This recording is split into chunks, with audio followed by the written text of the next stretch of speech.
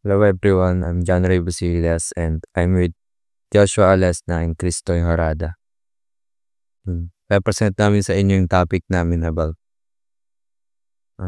visual sources in study of history. Pero bago yun, papakita muna namin sa inyo yung nilalaman ng presentation ng or yung PowerPoint camera. What is visual sources? Visual sources are images or other representations that help us understand the past. Nagpo-provide siya ng unique perspective sa historical events, people, and cultures. They also help us remember what we see. Kasi lahat naman tayo is madali na natin na naiintindihan and na-analyze kapag may images tayong nakikita or may nahahawakan. Like mga posters, propagandas, advertisements, and artifacts. Two main types, which is primary visual sources and secondary visual sources. Primary sources or primaryang bodies. A primary visual source is a first-hand or contemporary account of an event or topic. First-hand siya or yung OG na copy galing sa mismong nakasaksi ng pangyayari sa kasaysayan. Secondary sources o secondaryang bodies. A secondary source is one that was created later by someone that did not experience first-hand or participate in events. Secondary source is the information na nanggagaling sa primaryang bodies. Interpretation siya ng primary sources. Secondary sources involve generalization, analysis, or evaluation of the original information. Copy siya, pero hindi as in copy and paste. Kopya siya na generalize, may nadagdag, may nabawas, base sa pananaw ng gumawa. So next, we have the types and example of visual sources. May ilang types tayo dito, which is images, artifacts, maps and cartography, film and video footage, poster and propaganda, architectural drawings and blueprints, and online sources. So ayun na naman ang kinuha naming types, and kumuha na din kami ng isang example sa bawat types. So unang example namin dito sa images, na kinuha namin example is yung picture visual source, which is yung picture na yung execution na Rizal noong December 30, 1886 in Bagumbayan, na ngayon tinatawag na natin Rizal Park. Pangalawa, sa artifacts, ang kinuha namin examples is yung mga Manonggol jar na na-discover in March 1964 in Manonggol Cave sa Quezon, Palawan. Next, pagdating naman sa maps and cartography, kinuha naming examples dito sa types ng visual sources na to is tinatawag na Marilio Villar Lima, o sabihin na nating first pinaka-old na representation ng bansa natin or oldest map of the Philippines. Parang ganun na tinatawag. Next is sa film and video footage. Dito naman kinuha na may examples is yung speech ni General Emilio Aguinaldo noong 1929. And next, pagdating naman sa posters and propaganda, ang kinuha na may examples dito yung poster ni Manuel Quezon noong 1955 na gawa ng US Information Agency. Next, sa architectural drawings and blueprints, ito naman yung kinuha na may examples na isa siyang parang blueprints ng Cultural Center of the Philippines designed by architect Leandro B. Locsin. Yun, noong 1966 to 1969. And lastly, online sources. Yung online sources naman, kumbaga madami na sa ngayon madami na tayong mahanap na online paghahanap ng sources, and isa sa visual sources is yung online sources. Dito tayo makakahanap ng mga sources about sa mga nangyari dati, especially sa isipin lang natin na Philippine history, pwede tayo makakahanap dito sa mga online sources natin. And next, dito naman tayo sa importance of visual sources. So we have provide primary evidence, offer contextual information, engage and immerse learners, supplement written records, reveal social, cultural, and political nuances. And also they grab attention and increase social engagement. They communicate more information and more effectively. They help us remember what we see.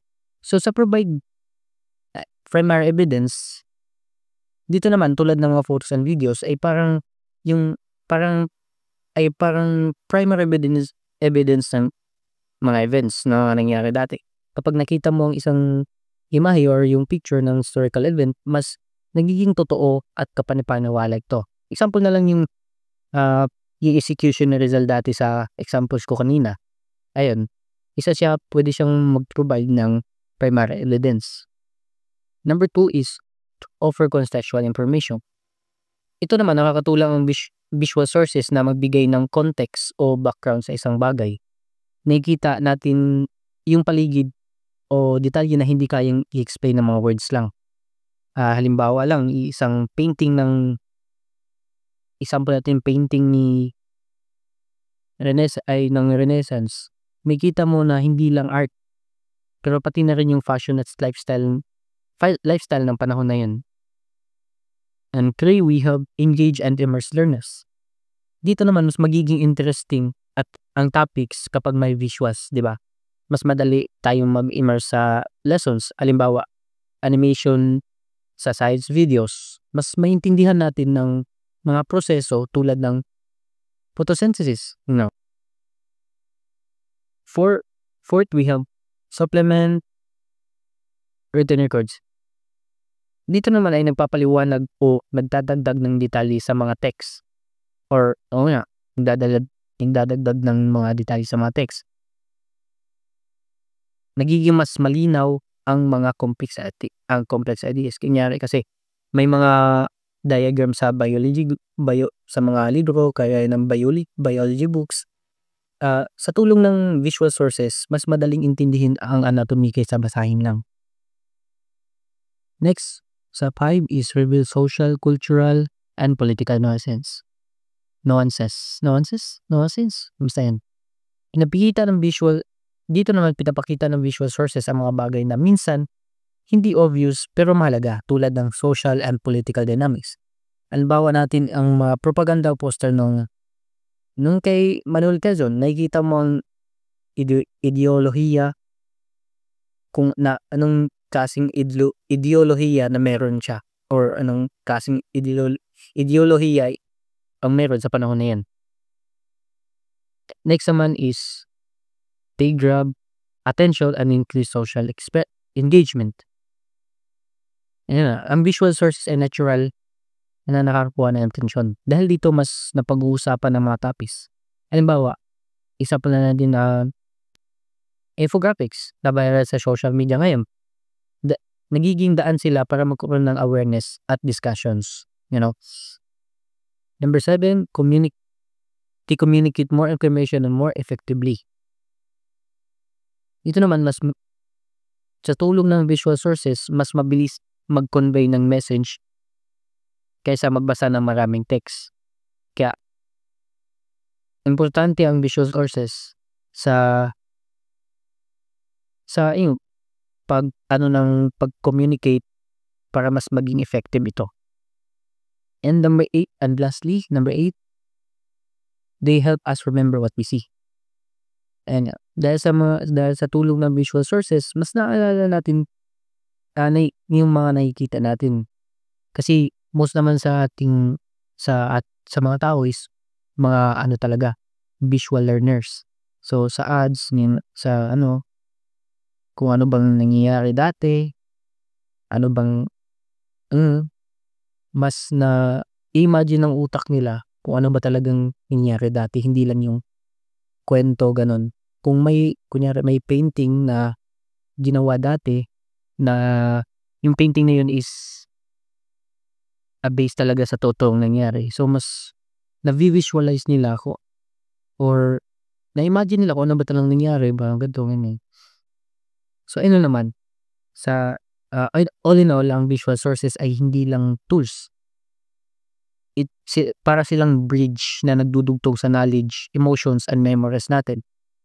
Gamit ang visual sources, mas natututo tayo, mas nag-i-enjoy, at mas naiintindihan natin ang mundo sa paligid natin.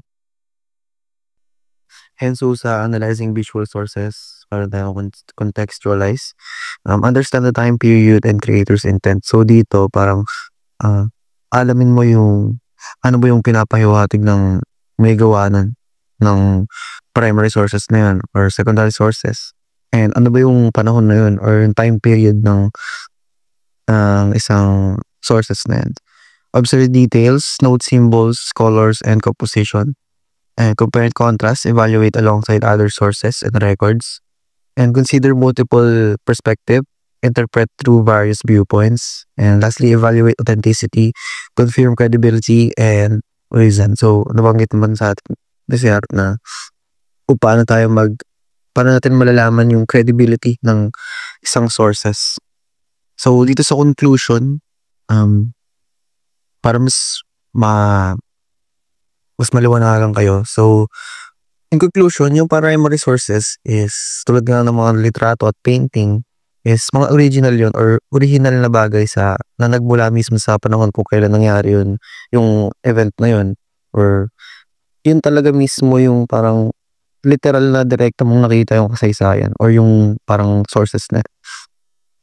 Then, para bang ikaw talaga mismo yung nakakita sa harap ka. And samantala yung secondary sources naman, tulad ng mga documentaries or yung pagsusuri, is yun yung mga bagay na tumutulong para ipaliwanag o bigyang konteksto yung mga primary sources. Sa madaling salita, ang primary sources ay galing sa mismong panahon, habang secondary sources ay tumutulong para maintindihan ang mga pangyayaring yun ng mas malalim pa.